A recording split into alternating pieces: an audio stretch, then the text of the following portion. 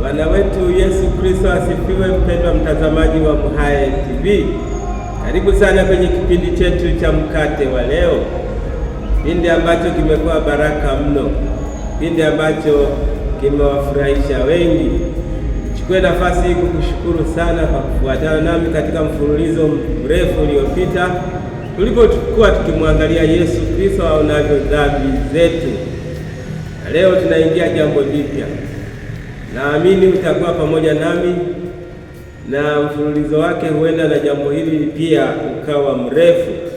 Kwa hiyo usiache kufuatana nami katika mfululizo huu nao wa kuangalia jambo hili.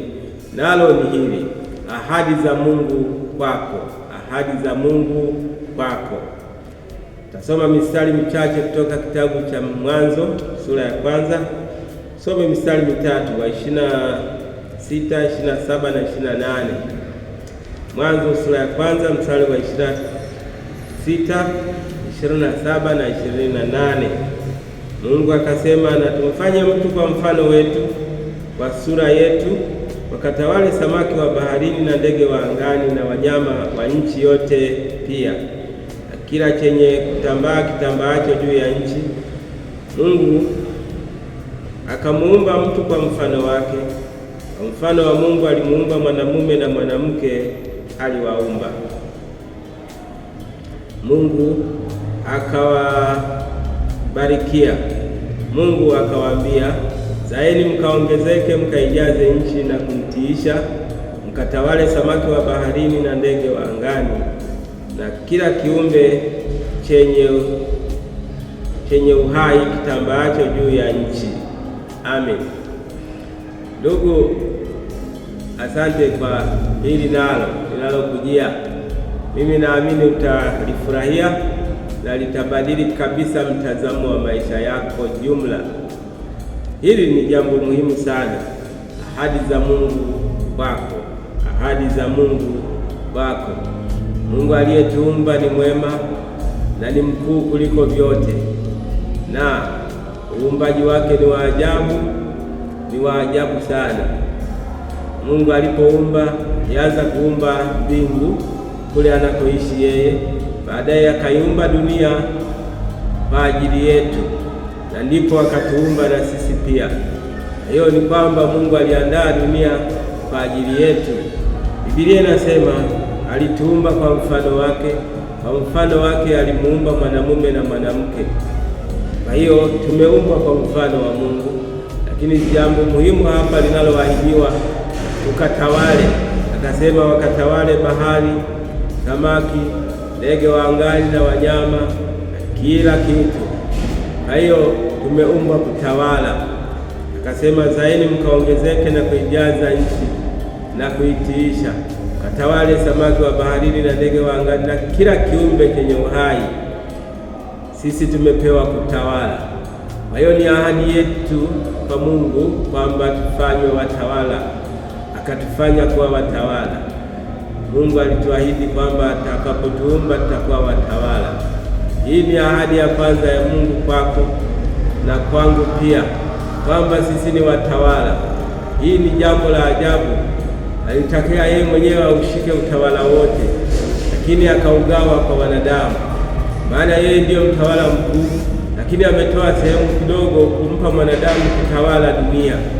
Yeye anatawala vyote duniani, kule juu mbinguni na huku chini pia, lakini amempa mwanadamu pia utawala. Kwa hiyo wewe na mimi ni watawala wa dunia hii. Tunatawala nini? Tunatawala viumbe vyote. Vyote maana yake vyote, viumbe vyote viko chini yetu. Wanyama wako chini yetu, ndege wako chini yetu, milima iko chini yetu, wanyama wote wako chini yetu, kila kitu kiko chini yetu. Wako wanyama wakali sana kama simba, wako wanyama wakubwa sana kama tembo, lakini sisi tumepewa kuwatawala hao. Wako nyoka wenye sumu kali, hata hivyo tumepewa kuwatawala. Wako nyangumi baharini wakubwa sana, lakini hata hivyo tumepewa kuwatawala. Tunaweza kuitawala bahari pia, tunaweza kutawala mito, milima mikubwa tunaweza kuitawala. Hakuna kitu au kiumbe chochote kinachoweza kukataa kutawaliwa na mwanadamu, hakipo. Kwa hiyo tumepewa ahadi ya ajabu sana kuwa watawala wa ulimwengu. Je, una utawala ulimwengu? Mungu akubariki kama unaweza kuutawala ulimwengu. Mimi na utawala, na mimi ni tumaini langu kwamba kwa mtindo huu na mfululizo huu na mafundisho haya wewe utageuka kuwa mtawala. Usijidharau, maana tumepewa kuwa watawala. Tunapaswa kutawala vyote. Tawala nyumba, tawala magari, tawala fedha, tawala kila kitu. Tawala maana yake kumiliki, kuwa navyo viwe chini yako, na si vizuri vitu viwe juu yako, bali kila kitu kinapaswa kuwa chini yako. Wako wengine ambao wanaongozwa na vitu badala ya wao kuviongoza. Mungu akusaidie uwe mtawala wa vitu vyote. Usikubali fedha ikakutawala. Fedha ikikutawala umeumia. Usikubali maisha yakakutawala. Maisha yakikutawala umeumia. Kila kitu sisi ndio watawala wake. Kwa hiyo ni muhimu sana sisi kuzingatia utawala. Utawala kwetu ni muhimu zaidi. Mungu wa mbinguni akusaidie uwe mtawala, Tawala pale nyumbani, tawala pale kazini, tawala mashambani, tawala masokoni, kila mahali uwe mtawala. Mungu atubariki.